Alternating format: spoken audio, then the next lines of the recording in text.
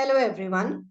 Today we bring to you a video on the DPDP Act and how can you update your privacy policy to become in compliance with the DPDP Act. Now, one of the first things which the DPDP Act talks about is consent. So as we all know that when you are collecting personal information from a customer or an end user, you need to collect their consent. But the Act talks about how this consent should be collected and what are the particulars or information that you need to supply to the end user to collect this consent. Now, first of all, you need to collect this consent not only for future users, but also for existing users.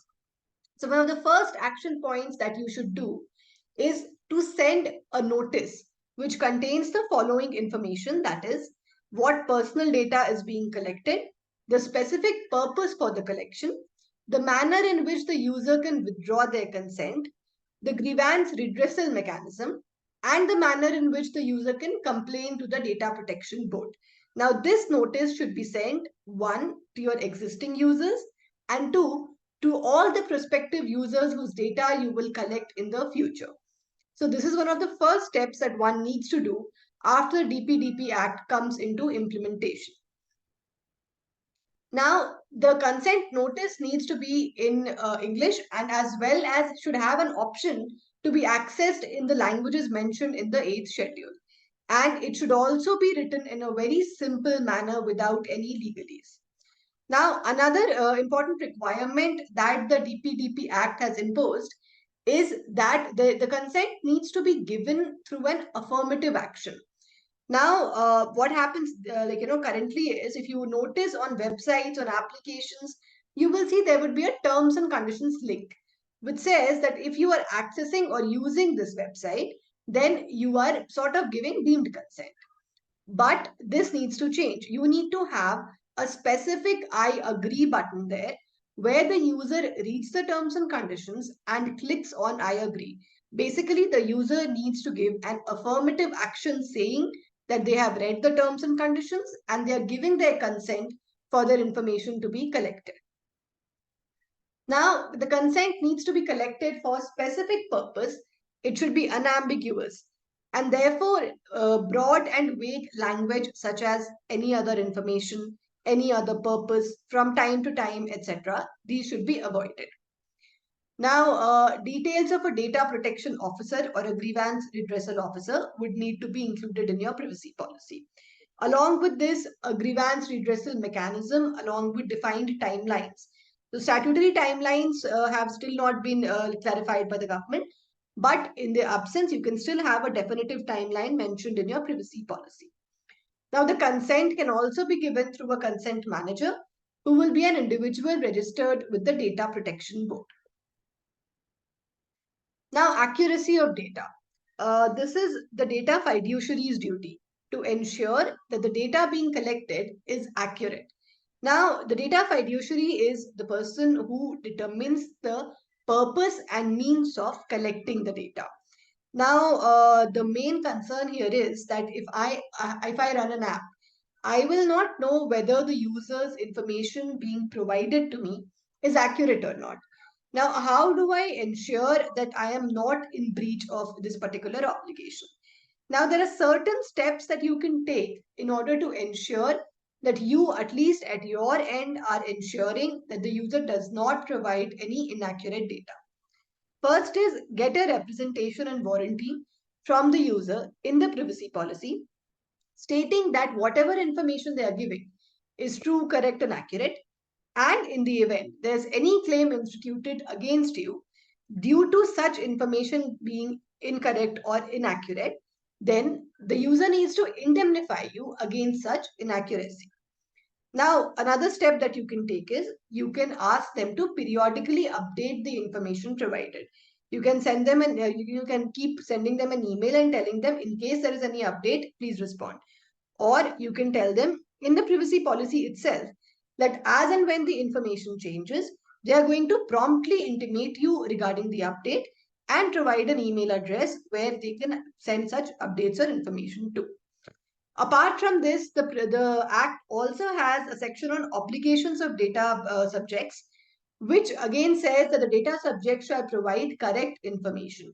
So contractually also you can protect yourself by putting the language in, and legally also, in case the data subject provides you with an inaccurate or incorrect information, then they would be in breach of the law. So these are some of the ways in which you can protect yourself when it comes to maintaining accuracy of data. Now, rights of data subject. Now, this is a new section that has been introduced by the DPDPA. Now, some of the rights of data subject that needs to be clearly included in the privacy policy are, firstly, access rights. So the data subject should have the right to request access regarding the following information about their personal data. First is a summary of their personal data, which is being processed, and the processing activities undertaken with respect to such personal data. Now, what you need to do is have this ready with you. So, for example, if you are collecting personal data and you are transferring it to some other data processor, then you need to have the data processor tell you what are the processing activities that the data processor is carrying out, and have a summary of all the data that you have collected from a particular user.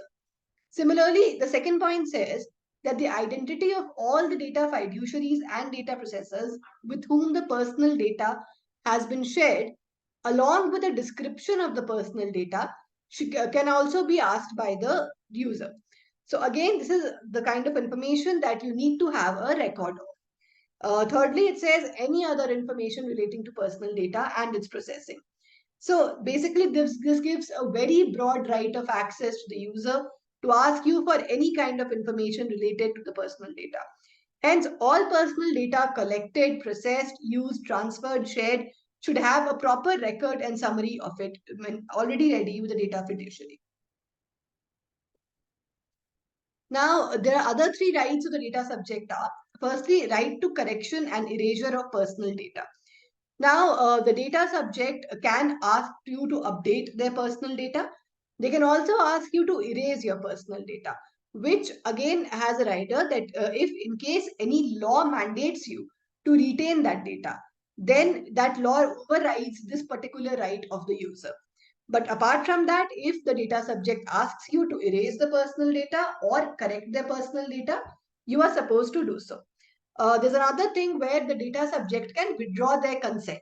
If they withdraw their consent, then you need to erase the personal data. Now, right to grievance redressal. So again, you have to have a proper grievance redressal mechanism established and displayed on your privacy policy, along with the specific timelines within which you will revert to the user and the details and contact information of a grievance redressal officer. Now, right to nominate, the data subject can nominate any person who will exercise their rights after their death or disability. So again, these are the rights that you need to conspicuously display in your privacy policy and provide an email address or a contact detail where the data subject can send mails in order to exercise their rights under this act. Now, there are certain other updates that you may need to make in the privacy policy. The first is that the breach should be reported to the Data Protection Board along with the data subject. So if you are collecting personal data of a user and in case there is a breach of such data, then you need to inform promptly the Data Protection Board along with the user whose data has been collected. Now, data fiduciary is responsible for data processors. If you look at the act, then most of the obligations along with the penalties are imposed on the data fiduciary. Now, how do you protect yourself in such a case? Because if you are a data fiduciary and if you are sharing your data with third-party entities who are data processors and they cause a breach, then how to protect yourself? In that case, always have proper valid contracts with all your data processors, which is also a legal obligation under the DPDPA, and have proper indemnity clauses built into them. Now, transfer of data only to permitted countries. So the government will come out with a list of the countries where the data can be shared and make sure that you are transferring data only to those countries. Language to that effect should also be included in your privacy policy. Now, setting up a grievance redressal mechanism. As I stated earlier, you need to have a proper grievance redressal mechanism along with the timelines when you will revert with the complaint resolution and the details of a grievance redressal officer mentioned clearly on your privacy policy. Thank you, and I hope this video was useful to you. And if you have any queries, you can contact us either on LinkedIn or you can click the link below. Thank you and have a nice day.